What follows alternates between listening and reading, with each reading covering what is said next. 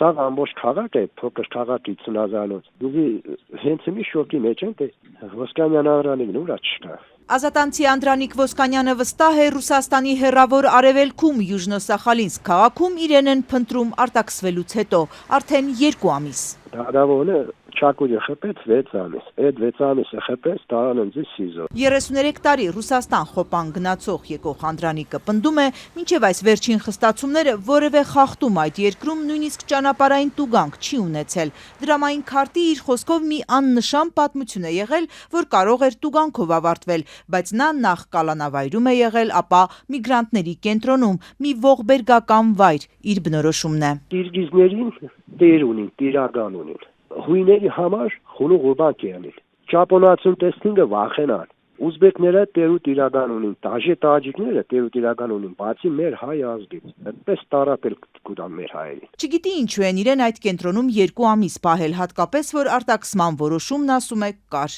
Իմ գումարով յալվար ընկա եկա։ Հիմա Ազատանի իր տանը անգործ նստած Անդրանիկը չգիտի ում դիմի, որ խոպանի ճամփան բացվի, թեպետ ամեն ինչ այնքան է բարդացել, որ իր ձևակերպմամբ շան տանջանք են քաշում։ Միգրացիոն ծրագրի փորձագետ Տաթևիկ Բեժանյանը ներկայացնում է Ռուսաստանի ներքին գործերի նախարարության նոր որոշումը, որ կգործարկվի հունիսի 30-ից։ Բջջային հավելված, որը արդեն իսկ խոսվում է, որ կկոչվի RU-ID, եւ այդ բջջային հավելվածը օտարերկրացին պետք է նախապես բեռնի իր հեռախոսի մեջ, այնտեղ բացի իր էջը եւ դրա միջոցով ինքը կտեղեկացնի ՌԴ-ին, որ պատրաստում է մուտք գործել Ռուսաստանի Դաշնություն, բայց դա պետք է անի ոչ ուշ քան 72 ժամ առաջ։ Եթե արտակարգ իրավիճակ է, այդ դեպքում 4 ժամ առաջ։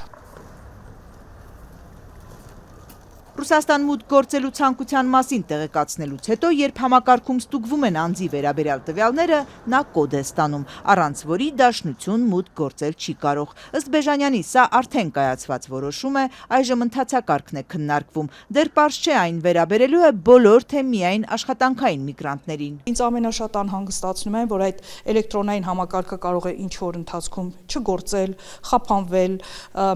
չգիտեմ, տվյալների կորուստ լինել։ Ապրիլի 1-ից էլ ուժի մեջ է մի նոր կարգավորում, ըստ որի միգրանտների երեխաները դպրոց ընդունվելիս պիտի ռուսերենի քննություն հանձնեն։ Իսկ այս տարվա սկզբից ուժի մեջ մտավ Ռուսաստանում գտնվելու ռեժիմի վերաբերյալ փոփոխությունը, տարվա մեջ միայն 90 օր կարող են այնտեղ մնալ օտարերկրացիները, որ աշխատելու համար չեն գնացել։ Սա Տաթևիկ Բեժանյանի շատ լուրջ խնդիրներ է ստեղծել ուղևորա եւ բեռնափոխադրող ընկերությունների համար։ Այս հարցը մենք բարձրացրել ենք։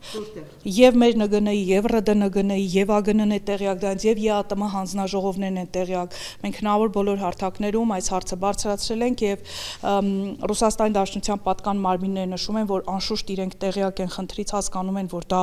խնդիր է, բայց դեռևս լուծում չունեն։ Բեժանյանն ավելի քան 15 տարի դեպի Ռուսաստան միգրացիոն հոսքերի ուսումնասիրությամբ է զբաղվում։ Ասում է ԵԱՏՄ անդամ երկրի Հայաստանի քաղաքացիները որևէ արտոնություն չունեն, որևէ խստացում չի շրջանցում ԵԱՏՄ երկրների քաղաքացիներին։ Իրավիճակն էլ ավելի է բարդացել այս փետրվարից գործարկված վերահսկվող անձանց ռեեստրը։ Այս էլեկտրոնային բազայում այն միգրանտներն են, որ թեկուզ աննշան իրավախախտում են արել։ Միանգամից սառեցվում են տվյալ անձանց բանկային հաշիվները,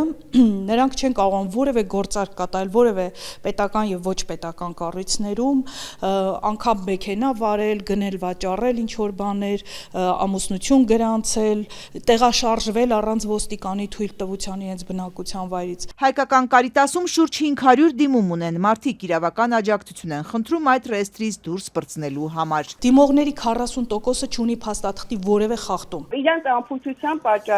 պատճառով մենք հայտնվել ենք այդ իրավիճակում, չեն կարողանում դուրս գալ։ Ինձ ասում են գնացեք հարցեր գտեք։ Ինչ նշանակում հարցեր գտնել։ Մենք որտեղ ենք գտնում, կողոզում։ Զրուցակիցս ընտանիքի հետ 10 տարուց ավելի Լենինգրադի շրջանում է ապրում։ Ամուսինը Ռուսաստանի քաղաքացի է, երեխաներից մեկը համալսարանում է սովորում, մյուսը դպրոցում, ինքը գրանցված աշխատող։ Աշխատավարձի քարտն արգելափակվեց ու միայն այդ ժամանակ պարզեց, հայտնվել է վերահսկվող անձանց ռեեստրում։ Իրանք ասում են դա ֆիկտիվնի պաստանովկա է, ֆիկտիվնի են ձեզի գրանցել, ձեր հորեղբայրը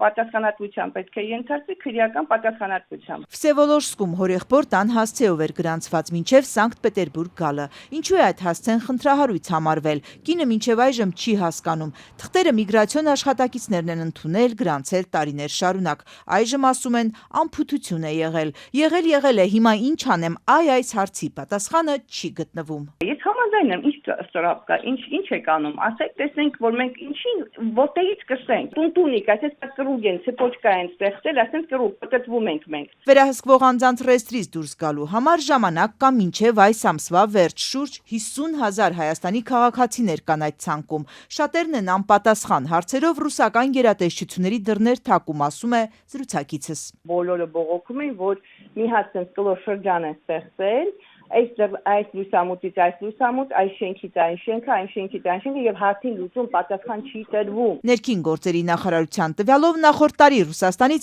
92 հայաստանցի է արտաքսվել, 16354 հոգու համար էլ այդ երկիր մուտքի արգելք կա։